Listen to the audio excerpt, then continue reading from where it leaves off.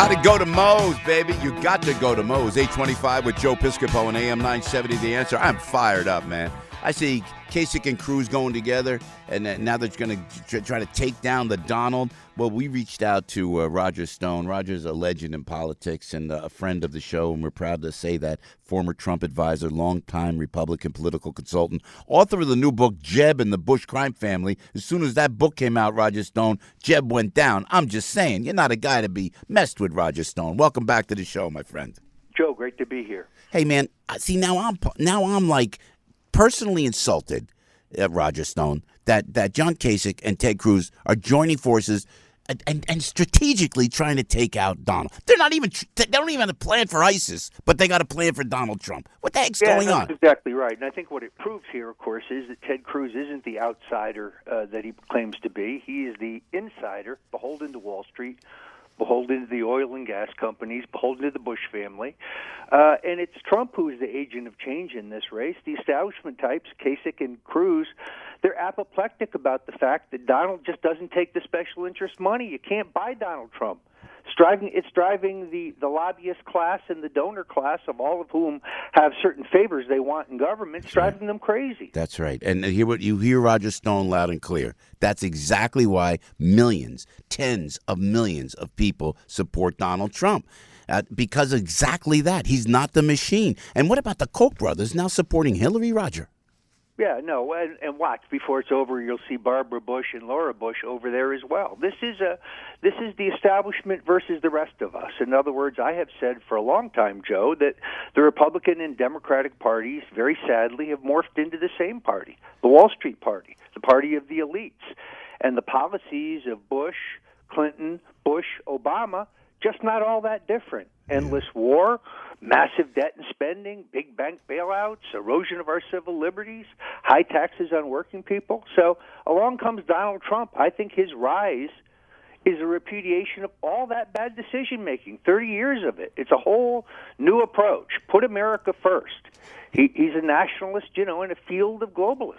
Roger, great point. And to your point, with due respect, to in my mind, a really great guy in Donald Trump. I know him. If you know him, you got to love him. And if you don't know him, you're not going to understand when I tell you that. But it's even more than Donald Trump. It's a movement. It's all about exactly what you said, Roger. And what the other side doesn't understand, they cannot get it through their head. Hillary doesn't understand.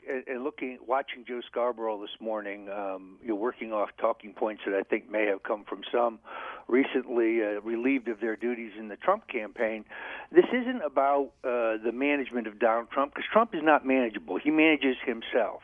You can only help him. Yeah. The idea that anybody puts words in Donald Trump's mouth is absurd. Yeah. And it's a bum rap when his new campaign operative, Paul Manafort, goes to the Republican National Committee meeting and says to them, you're going to see a new way. And AP writes it, you're going to see a new guy. That's not what he said. Not at all. Yeah. So there is only one Trump. Trump is running his own campaign. He's now got, I'm happy to say, some super competent help.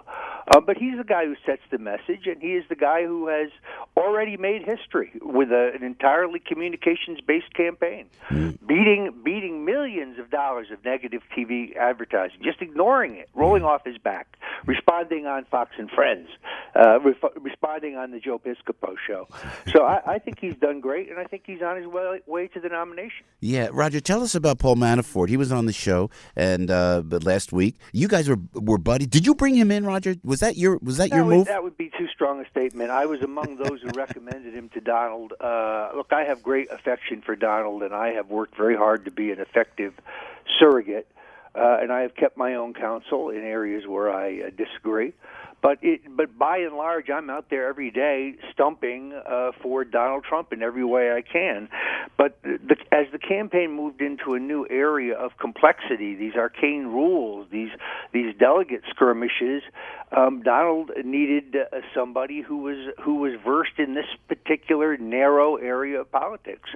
And Paul Manafort, whose real name, of course, is Manaforte. I know, man. Thank you. I wanted to say in the middle of the interview, but he was keeping it very tight and just very on message. But I want to say, hey, Paul, come on, you're an Italian guy. Well, he probably didn't know you were Italian, Joe.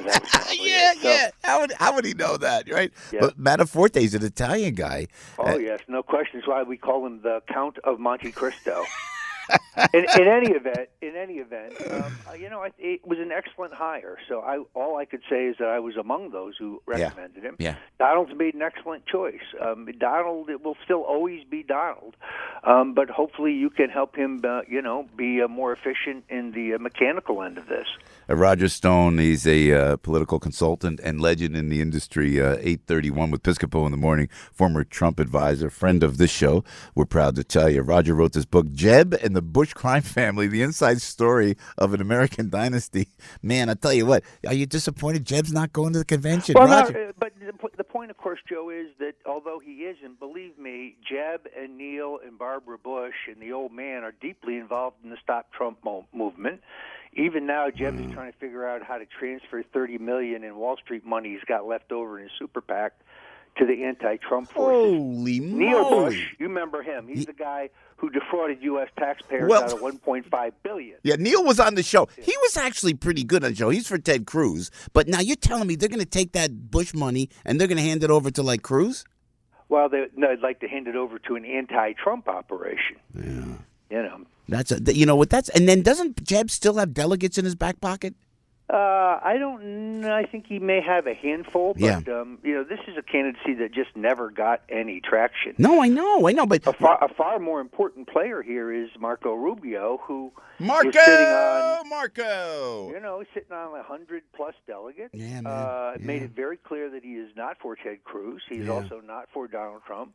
And when you survey his delegates, and I know people who have done this, they are fanatically loyal to Marco. I think they'll go where Marco goes if he ever goes anywhere. But the idea that Ted Cruz has a corner on these people, which he keeps telling people, this is, of course, why they call him Lion Ted.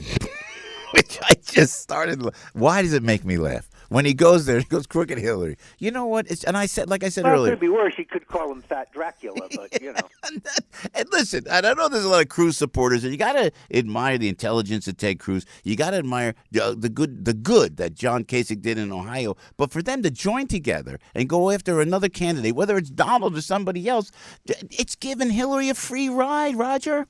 Well, and it's demonstrating that those guys are all the same. In other words, this is the establishment. And then having Republicans talking about supporting Hillary if Trump is the nominee, because, you see, they know that Hillary is, unlike Donald, she's transactional. Maybe you can't buy her, but you can rent her for the right amount of money. They certainly proved that at the Clinton Foundation, a $3 billion slush fund. The biggest money laundering operation in U.S. history. That's why you're great, Roger. Hillary for rent. President for rent. There it is. There's the bumper sticker. Oh, my God. But before we let you go, Roger, with your expertise, all those delegates that Marco has, certainly Ted Cruz has. So I'm just afraid. This is what I'm afraid of. We're in Cleveland, and all of a sudden the Donald is right there. If he's shy a delegate or two, these guys are going to take all the delegates. They're going to try to disrupt the whole thing.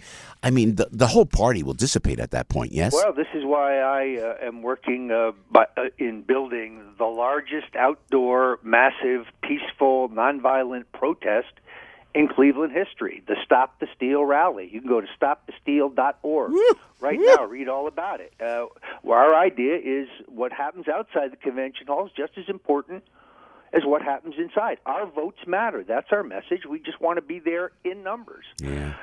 In numbers to show that our votes matter. I stress again, a peaceful, nonviolent demonstration, because in all honesty, the Move On types, the Black Lives Matter types, they're going to be down there trying to provoke violence.